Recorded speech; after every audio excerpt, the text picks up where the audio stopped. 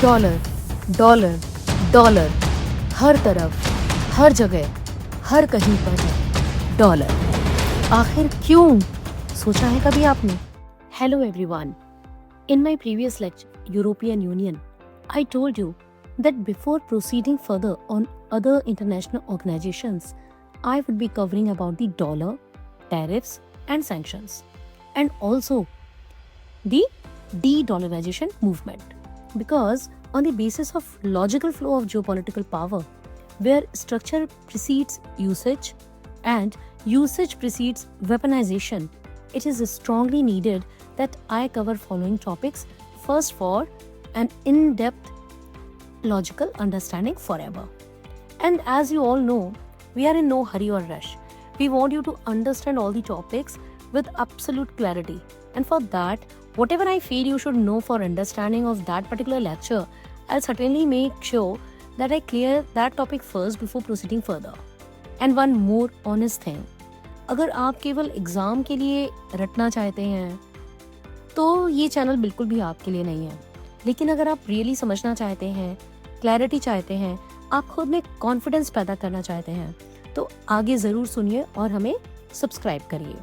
ये एक सिर्फ यूट्यूब चैनल नहीं है, ये ऑनलाइन इंस्टीट्यूशन है उनके लिए जिनकी पहुंच बड़े बड़े इंस्टीट्यूशन तक नहीं हो पाती है, जो छोटी जगहों पर रहते हैं, लेकिन फिर भी ऑनलाइन फैसिलिटी के कारण उनको ये सुविधा मिल सकती है। वो भी अपने सपने साकार कर सकते हैं। हमारा इंस्टीट्यूट सिर्फ सिलेबस कवर नहीं करवाता है, ये एक सोच डेवलप करता है, थिंकिंग टैंक्स तैयार करता है। डियर फ्यूचर ऑफिसर्स, कॉन्फिडेंस सिर्फ फैक्ट से नहीं आता, बेसिक अंडरस्टैंडिंग से आता है। फैक्ट तो कोई भी स्टूडेंट रट सकता है, रिटन एग्जाम भी क्लियर कर सकता है, लेकिन कॉन्सेप्ट क्लैरिटी और स्ट्रक्चरल अंडरस्टैंडिंग के बिना आप उसके इम्पैक्ट को समझा ही नहीं सकते। जो भी वो टॉपिक होगा उसका क्या असर पड़ेगा और वो कैसे हमें अफेक्ट कर रहा है, इसके लिए अंडरस्टैंडिंग बहुत ज़रूरी है। तो वो जो सोच बनाने वाली बात है वो हम काम करते हैं।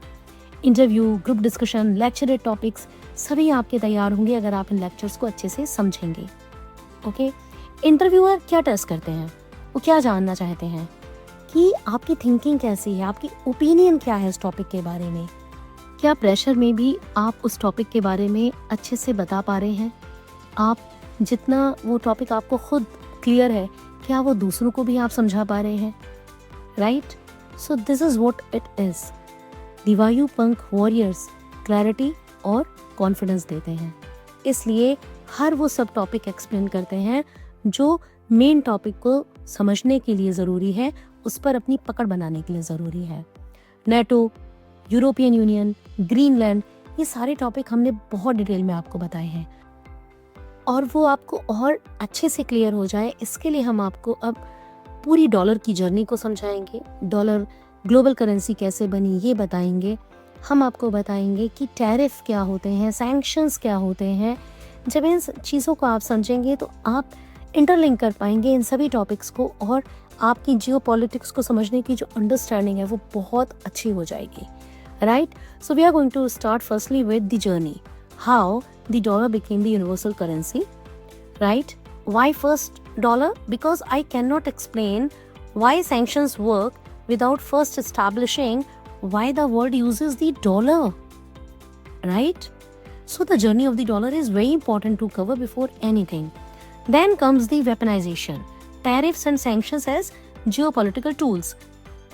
Why at the second number? Because now I have established the dollar's dominance. I can show how that strength is used as a weapon. And then we will see the de-dollarization and the changing landscape at the end, because this will cover the current forward-looking implications of the previous two lectures. Okay, so you also watch these videos in the same sequence, because if you see the sanctions first, you lose the why. And if you see the dollar last, you cannot explain how it became a political tool. So follow the sequence please. खैर, बहुत सारी और बहुत important बातें कर ली आज हमने आपसे, मगर ध्यान रखना है कि कोई कन्फ्यूजन ना रहे, और अगर फिर भी कोई कन्फ्यूजन रहता है तो आप लोग मुझे कांटेक्ट कर सकते हैं। मेरा नंबर मैंने डिस्क्रिप्शन बॉक्स में दे दिया है। तो शुरुआत करते हैं आज के टॉपिक से। Have you ever really thought about the US dollar? why the US dollar is just so powerful. I mean, it is not just a piece of paper in the wallet, it's a tool, a weapon even, that shapes global politics every single day. It is this invisible force that can help topple governments and basically run the entire world economy. How is it even possible that a decision made in one capital city can trigger an economic meltdown halfway across the world? And why do US sanctions have so much more bite than anyone else's? If you can understand that, you can understand how the world really works today. पूरी दुनिया में चल रही US dollar की economics को समझे बिना geopolitics को समझना बहुत मुश्किल है। लेकिन अगर एक बार ये बात समझ में आ जाएगी तो फिर सिर्फ दो देशों के बीच ट्रेड को देखकर आप बता पाएंगे कि उनके रिलेशंस कैसे हैं। So here is our road map. In the part 1 of this lecture we will hit, rewind and see how the paper currency came in picture. Then we are going to understand exactly how money went from shiny gold to simple paper. From UK sterling pound to US dollar, we'll cover the exact moment America changed all the rules, explore the genius move called the petrodollar play, the history and then how one single currency managed to conquer the entire world. And in the part 2 of the same lecture, we'll continue looking at how dollar got this incredible iron grip on the entire planet. And in third and final part, we will see what happens when you defy the dollar and see how the dollar is used as a weapon. And finally, we'll look at the big challenges happening right now, de-dollarization. Right? तो बात शुरू करते हैं और जानते हैं कि how did this currency evolve and how one currency got this much control. To figure that out, we have to rewind the clock way back to a time before there was no currency at all. Okay? So as we know, पहले currency नहीं, लोग barter system का use करते थे। यानी किसी के पास अगर टमाटर है और उसे दाल चाहिए तो वो उस व्यक्ति को टमाटर देकर दाल ले लेता था जिसके पास दाल है। ज़रूरत के अनुसार गुड्स और सर्विसेज का एक्सचेंज करते थे। अब क्या होता है, ये जो मेथड था ये बहुत ही ट्रिवियल मेथड था। ये छोटे अमाउंट में डील करने के लिए, ऐसी चीज़ों के बीच में एक्सचेंज करने के लिए तो चल जाता था, लेकिन जब बड़े अमाउंट हों, चीज़ें ऐसी हों जो बिल्कुल डिफरेंट हो एक दूसरे से, तब प्रॉब्लम आती थी।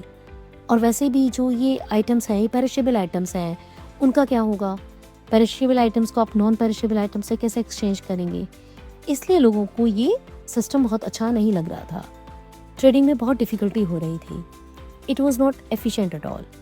ये छोटे मोटे काम धंधे के लिए तो ठीक था, मगर it was a nightmare for a large scale trade. कुछ समय बाद लोगों ने इसका सॉल्यूशन ढूंढ लिया। वो ऐसी चीज़ों में डील करने लगे जो पेरिशेबल नहीं थी, जैसे कि कीमती मेटल्स, गोल्ड, सिल्वर, कॉपर। इसके बाद इन सभी की गोल्ड और सिल्वर कॉइन्स बनाई गई ताकि लोग आसानी से ट्रेड कर सकें। ये जो स्टेप था ना, वो लीडिया द्वारा लिया गया था। लीडिया जो मॉडर्न डे के समय में हम जिसे टर्की के नाम से जानते हैं। So societies moved on the precious metals like gold and silver. कुछ समय तक ये चला, लेकिन इसमें भी कुछ प्रॉब्लम्स आने लगी। जब लोगों को लंबे रूट पर जाना होता था तो उन्हें ये गोल्ड और सिल्वर कॉइन्स कैरी करने में बहुत मुश्किल होती थी और सेफ्टी का भी इशू बना रहता था। तो इसका भी फिर सोल्यूशन ढूंढा गया। एक बहुत ही अच्छा आइडिया मिला, paper IOU। You would deposit your gold with a trusted merchant and they would give you a signed note for it. मान लीजिए कि कोई लखनऊ से दिल्ली गोल्ड के साथ जा रहा है, तो लखनऊ में एक बिजनेसमैन है, लोग उसके पास जाते हैं और वो बोलते हैं कि हमें गोल्ड के साथ ट्रैवल नहीं करना, आप इसे रख लीजिए और इसके बदले में आप हमको एक पेपर साइन करके दे दीजिए स्टैम्प लगाकर कि हमारा इतना गोल्ड आपके पास है, और आपका जो जानकार बिजनेसमैन दिल्ली में है आप उसको बता दीजिए कि अगर हम उसको ये पेपर जो कि आपके द्वारा साइन और स्टैम्प किया हुआ है उसे देंगे तो वो हमें इतना ही गोल्ड दे देगा। तो ये सॉल्यूशन लोगों को बहुत अच्छा लगा, क्योंकि अब रास्ते में सोने और चांदी के बारे में चिंता करने की टेंशन नहीं थी। आपने एक हवाला नेटवर्क का नाम सुना है? हवाला is something like this only. Okay, इसी पुराने सिस्टम पर बेस्ड है। और वो पेपर जो सोने के एक्सचेंज के लिए सिग्नेचर और स्टैम्प के साथ दिया जाता था ना, वही बाद में करेंसी बन गया है। आज भी नोट्स पर अगर आप ध्यान से देखें तो लिखा होता है, मैं इसके होल्डर को इतने पैसे देने का वादा करता हूँ, right? And that was the birth of paper money. तो उस पर्टिकुलर समय को अगर हम देखें तो लोग इस तरह से ट्रेडिंग कर रहे थे, लेकिन अभी भी अगर आप ध्यान दें तो ये पूरा सिस्टम अनऑर्गेनाइज्ड है, राइट, और ट्रस्ट पर चल रहा है। इसमें भी बहुत सारे लूप होल्स हैं, प्रॉब्लम्स भी हैं। इसके सॉल्यूशन के लिए 1154 में चीन में एक सिस्टम लागू किया गया। चीन में बैंक्स बनाए गए जहां लोग सोना जमा करते थे और उसके बदले में बैंक नोट लेकर आते थे। फिर जब ये होने लगा तो उन लोगों की टेंशन खत्म हो गई जो ट्रेड करते थे। उन्हें अब सोना लेकर घूमने की जरूरत नहीं थी। वे जानते थे कि उनके पास बैंक नोट है, जब भी वो चाहते बैंक जाते सोना खरीद लेते। उन्हें बस बैंक नोट के अंदर ट्रेड करना था। इन 13th सेंचुरी जब मार्को पोलो यूरोप से चीन आए तो उन्होंने ये सिस्टम देखा, उन्हें बड़ा पसंद आया, तो उन्होंने ये पूरा सिस्टम यूरोप में इम्प्लीमेंट करा दिया। अब पूरे यूरोप के लोग पेपर में ट्रेड करने लगे, जिसे करेंसी कहा जाता था। धीरे धीरे पेपर करेंसी का जो ये उपयोग था वो बहुत जगह पर होने लगा। लोग अपना सारा सोना चांदी बैंक पे रखते थे और बिना किसी टेंशन के पेपर करेंसी के माध्यम से ट्रेड करते थे। और यूरोप के अंदर उन्होंने अपनी करेंसी का नाम पाउंड स्टर्लिंग रखा था। इसमें सब कुछ प्री डिफाइंड था कि अगर आप एक स्टर्लिंग है आपके पास तो उसके बदले में आपको कितना सोना मिलेगा। इसी तरह अन्य देशों ने भी अपने देशों के अंदर अपने अपने सिस्टम बनाए। अब ट्रेड हर कंट्री में हो रहा था, लेकिन कंट्री आपस में ट्रेड नहीं कर रहे थे, यानी इंटरनेशनली नहीं हो रहा था। तो यही चीज इंटरनेशनल लेवल पर भी लाई गई। जब एक देश दूसरे देश के साथ ट्रेडिंग कर रहा था तो वहां भी वही पेपर करेंसी यूज होती थी। देश अपने नोट्स और करेंसीज के साथ इंटरनेशनल लेवल पर ट्रेडिंग करने लगे। जैसे चीनी लोग अपने युआन देकर यूरोप से सामान खरीदते थे और यूरोपीय लोग अपने पाउंड स्टर्लिंग देकर चीन से सामान खरीदते थे। और किसी भी देश के लिए कोई टेंशन ही नहीं थी, क्योंकि वे आपस में पेपर करेंसी में ट्रेड करते थे। अंत में उन्हें बदले में गोल्ड मिल जाता था और ट्रेड का ये पूरा सिस्टम बहुत सिंप्लीफाई हो गया था। प्रैक्टिकली जो भी ट्रेड हो रहा था वो गोल्ड में था, लेकिन वाया मीडिया थी currency. There was a rule, कोई भी देश उतनी ही करेंसी प्रिंट कर सकता था जितना उसके पास गोल्ड था, जिसे गोल्ड स्टैंडर्ड कहा जाता था। I mean, eventually, this whole system got formalized into what we call the gold standard, where every single dollar or franc or pound a country printed was backed by a real physical amount of gold sitting in a vault. जिस देश के पास अधिक gold है उसके पास अधिक resources हैं, और otherwise जो देश अधिक गुड्स और रिसोर्सेज प्रोड्यूस करता है उसके पास अधिक करेंसी होगी। Okay, by the beginning of 19th century UK सबसे अधिक रिसोर्सेज प्रोड्यूस कर रहा था और वो उन्हें बनाकर दुनिया को अलग अलग चीजें बेच रहा था। उसने अधिक करेंसी यानी अधिक गोल्ड जमा किया था। यूके के गोल्ड रिजर्व बढ़ने लगे थे और यूके की करेंसी स्टर्लिंग दूसरे देशों के मुकाबले बहुत बड़ी होती जा रही थी और पाउंड स्टर्लिंग पूरी दुनिया में सबसे अधिक चलने लगा था। लोग इसमें सबसे अधिक ट्रेडिंग करने लगे थे। जैसे कि आज के समय में यूएस डॉलर है, उस समय पाउंड स्टर्लिंग का बोलबाला था। पूरी दुनिया के देश एक साथ ट्रेड करते थे। उनमें से 60% ट्रेड पाउंड स्टर्लिंग में था और कुछ देशों ने गोल्ड के बजाय पाउंड स्टर्लिंग रखना शुरू कर दिया, क्योंकि गोल्ड के मुकाबले पेपर करेंसी रखना और उसका रिजर्व बनाना बहुत आसान था। So then the British Empire was a global powerhouse, the undisputed king, with 60% of all world trade in their currency sterling pounds. और इसके बाद आता है साल 1913। ये वो समय था जब सारे इक्वेशंस चेंज होने लगे थे और यूएस डॉलर पिक्चर में आने लगा था। इसका कारण था कि इसी समय पर फर्स्ट वर्ल्ड वॉर शुरू हुआ था। तब यूके की हालत बहुत ख़राब थी। यूके युद्ध और ये हथियारों के कारण बहुत ज़्यादा कर्ज में आ गया था। गोल्ड रिजर्व्स पूरी तरह ख़त्म हो गए थे। यूके जो पहले दुनिया के सारे देशों को रिसोर्सेज सप्लाई किया करता था, अब उल्टा हो रहा था। उसे दूसरे देशों से इंपोर्ट करना पड़ रहा था। ये पहला वर्ल्ड वॉर था जिसमें यूएस शुरू में तो न्यूट्रल था, बिल्कुल शांति से वो लड़ने वाले देशों को हथियार बनाकर बेच रहा था, अपने गोल्ड रिजर्व्स बढ़ा रहा था। और बाद में जब यूएस इस वॉर में शामिल हुआ तो उसने हथियार, फूड सप्लाईज वगैरह वगैरह देकर बहुत पैसा बनाया, बहुत प्रॉफिट कमाया। अब इस वॉर में यूएस एक तरफ तो खूब अपना पैसा बढ़ा रहा था, गोल्ड रिजर्व बढ़ा रहा था, मगर फिर भी वो यूके से कहीं पीछे था, क्योंकि उसके पास अपना सेंट्रल बैंक वगैरह नहीं था। यूएस के बिजनेस पर बहुत रिस्ट्रिक्शंस थी, लेकिन इस वॉर सिचुएशन में उसने अपने गोल्ड रिजर्व्स बहुत बढ़ा लिए और अपने देश में सेंट्रल बैंक भी बनाए। वो बहुत सारे फेडरल रिजर्व एक्ट लेकर आए और पूरी वर्ल्ड की जो इकोनॉमी थी उसमें अपने आप को एस्टैब्लिश किया। और ये तो बस एक छोटी सी शुरुआत थी। So the two world Wars came just changed everything. Just look at this number 70%. I mean, that really tells you everything about America's dominance. While Europe was busy destroying itself, the US was basically the world's factory and arms dealer. पूरी दुनिया का 70% gold US के पास आ चुका था, लगभग 22,000 ton gold. और इसका एक सिंगल रीजन था कि इस समय पर यूएस ने सबसे ज्यादा एक्सपोर्ट किया था। यूएस ने इस अपॉर्चुनिटी का फायदा उठाया था और पाउंड स्टर्लिंग जो पूरी दुनिया पर राज कर रहा था, अब यूएस डॉलर के द्वारा रिप्लेस कर दिया गया था। और जब ये सब हो रहा था, जर्मनी ने भी पाउंड स्टर्लिंग को एक झटका दिया।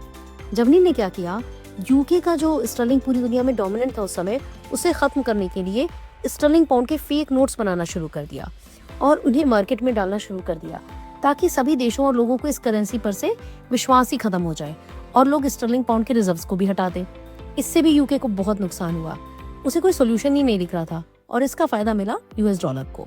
यहीं से यूएस की मनमानी शुरू होती है। यूएस की इस मनमानी को, इस डोमिनेंस को हम डिटेल में समझेंगे इसके पार्ट 2 में।